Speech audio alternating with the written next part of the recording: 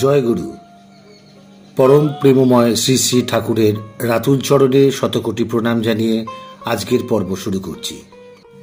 পূর্ববর্তী পর্বে শ্রী শ্রী ঠাকুরের মানব কল্যাণে যুগান্তকারী দুই প্রতিষ্ঠানের কথা উল্লেখ করেছিলাম, তপবন এবং সৎসঙ্গ বিশ্ববিজ্ঞান কেন্দ্র।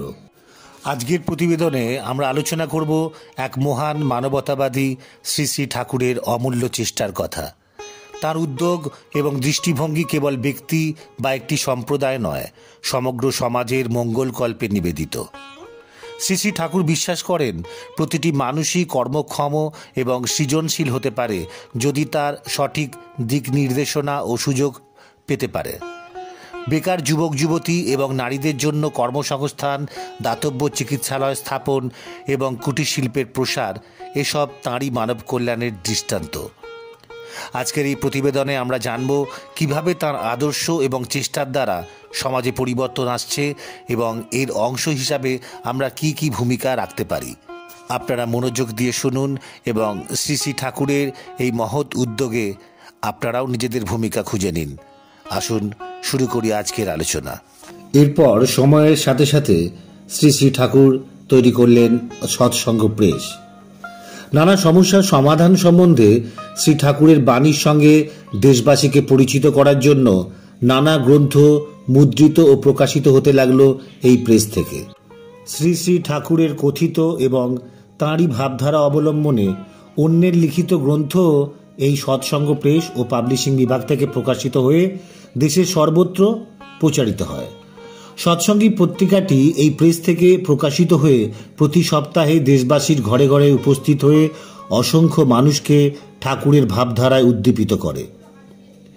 এরপর ঠাকুর গ্রামের মানুষদের কর্মসংস্থানের ব্যবস্থা ও অর্থাভাব দূর করার জন্য কুটির শিল্প নির্মাণের জন্য সচেষ্ট হন।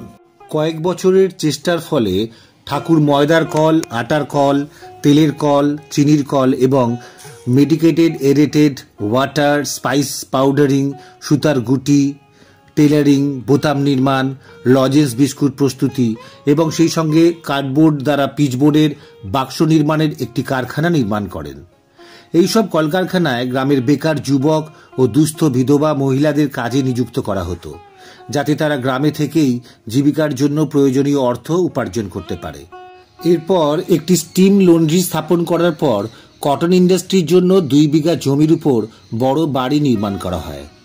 বাড়িটিতে কতগুলি প্রশস্ত কক্ষ ও সামনে একটি প্রশস্ত বারান্দা ছিল। গ্রামের মধ্যে ছোট ছোট মিল স্থাপন করে যাতে বস্ত্র সমস্যার সমাধান করা যায়, তাই ঠাকুরের একমাত্র লক্ষ্য ছিল। বাংলা পল্লীর লতাগুলমাদি থেকে অমৃত আহরণ করে দেশের যে কতখানি কল্যাণ সাধন করা যায় তা বিশেষভাবে প্রমাণ করার জন্যই ঠাকুর কেমিক্যাল ওয়ার্কসের কারখানাটি পল্লী প্রকৃতির ভিতরেই নির্মাণ করেন।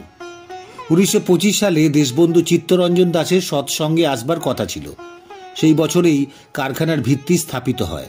ঠাকুরের উপদেশে লব্ধ প্রতিষ্ঠিত রাসায়নিক ও চিকিৎসকরা এখানে টাটকা দেশীয় উদ্ভিজ্জ থেকে বিভিন্ন রকম ওষুধ প্রস্তুত করতে থাকেন। এরপর ঠাকুর সৎসঙ্গ প্রেস ও পাবলিশিং হাউস প্রতিষ্ঠার কাজে আত্মনিয়োগ করেন। কিছুদিনের মধ্যে ঠাকুর টিনের ছাউনিওয়ালা একটি বড় ঘরে আশ্রমের কর্মীদের নিয়ে ছাপাখানার কাজ আরম্ভ করলেন।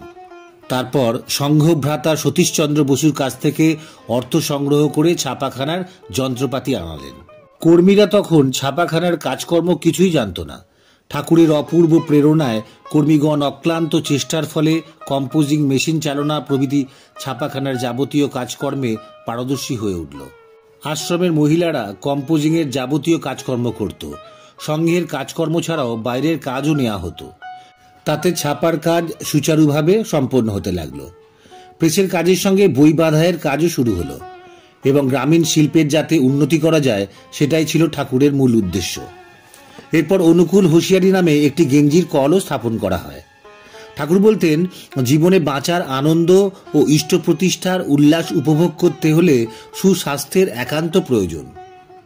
মানুষকে বাঁচাতে হলে ও সমাজের সেবা করতে হলে যেমন শিক্ষা, শিল্প, বিজ্ঞানের প্রয়োজন, তেমনি পরিপুষ্ট স্বাস্থ্যেরও প্রয়োজন। বরং স্বাস্থ্যের প্রয়োজনই প্রধান, কারণ স্বাস্থ্যই ঐশ্বর্য। গ্রামবাসীদের স্বাস্থ্য সম্পর্কে ঠাকুর বরাবরই বিশেষভাবে চিন্তিত ছিলেন এবং তাদের স্বাস্থ্যোন্নতির কথা প্রায় ভাবতেন। তার চিকিৎসক জীবনে কখনো কোথাও কলেরা, বসন্ত প্রভৃতি মহামারীর প্রাদুর্ভাব দেখা দিলে তিনি প্রাণের আশঙ্কা ছেড়ে দিয়ে সর্বত্র ঘুরে ঘুরে রোগীদের চিকিৎসা করতেন। ঠাকুর দেখলেন মহামারীর মূল কারণ হচ্ছে পানীয় জলের একান্ত অভাব। সেখানে গ্রামের মানুষরা নদী পুকুরের জল পান করতেন, তাই প্রায় তারা কলেরা, উদরাময়, আমাশয় প্রভৃতি রোগে আক্রান্ত হয়ে অকালে প্রাণত্যাগ করত। ঠাকুর তাই প্রচুর অর্থ ব্যয় করে বহু গ্রামে নলকূপের ব্যবস্থাও করলেন।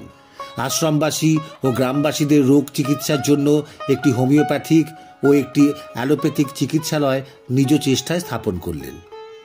প্রতি বছর এখানে হাজার হাজার রোগীকে বিনামূল্যে ওষুধের ব্যবস্থা ও যত্ন সহকারে চিকিৎসার ব্যবস্থা করা হতো। প্রয়োজন হলে আশ্রমের কর্মী ডাক্তারগণ রোগীর বাড়ি গিয়ে বিনা ভিজিটের রোগ পরীক্ষা ও ওষুধপত্রের ব্যবস্থা করে আসতেন। সৎসঙ্গ ধাত্রী বিদ্যালয়ের সুশিক্ষিত শুশ্রূষাকারিণীরা গ্রামস্থ প্রসূতি সাধারণের নিশ্চিন্ত ও সুখ প্রসবের ব্যবস্থা করতেন। সৎসঙ্গের বিভিন্ন বিভাগে কাজকর্মে যতই উন্নতি হতে লাগলো, ততই নানা স্থান হতে কর্মপ্রার্থীদের সংখ্যাও বাড়তে লাগলো। এদের অনেককে নিয়ে একটি পূর্ত বিভাগ খোলা হলো। নলকূপ থেকে যাতে বিশুদ্ধ পানীয় জল পাওয়া যায় তার জন্য উন্নত বৈজ্ঞানিক উপায়ে মাটি ও জল পরীক্ষার ব্যবস্থা করলেন। ক্রমে ক্রমে ঘর বাড়ি, লোহার স্ট্রাকচারাল ওয়ার্কস, ওয়াটার ওয়ার্কস, রাস্তাঘাট, সেতু নির্মাণ প্রভৃতি সব ধরনের কন্ট্রাক্টরের কাজই এই বিভাগের কর্মীরা অত্যন্ত যোগ্যতার সঙ্গে সম্পন্ন করতে লাগলেন। প্রতি বছর বহু শিক্ষিত বেকার যুবক নানা স্থান থেকে ওই বিভাগে শিক্ষানবিশির কাজ করে অল্প সময়ের মধ্যে স্বাধীনভাবে হাতে কলমে কাজ করার কৌশল ও অভিজ্ঞতা অর্জন করল। এইভাবে বেকার যুবকদের অন্য সংস্থানেরও একটা উপায় হলো। শ্রী শ্রী ঠাকুরের চেষ্টাগুলো শুধুমাত্র একটি ব্যক্তি বা সংগঠনের কাজ নয়, এটি একটি বৃহত্তর সামাজিক আন্দোলন। এটি আমাদের দায়িত্ব যে আমরা সকলে মিলে এগিয়ে এসে সহযোগিতা করি। আমাদের ছোট্ট প্রচেষ্টা অন্য কারো জীবনে বিশাল পরিবর্তন আনতে পারে। অনুষ্ঠানটি ভালো লাগলে লাইক, শেয়ার এবং কমেন্ট করতে ভুলবেন না। আর যারা নতুন তাদের আমার অনুরোধ, আপনারা এই চ্যানেলটিকে সাবস্ক্রাইব করে পরবর্তী আলোচনাগুলি শুনতে থাকবেন। ভালো থাকবেন, পাশে থাকবেন। জয় গুরু।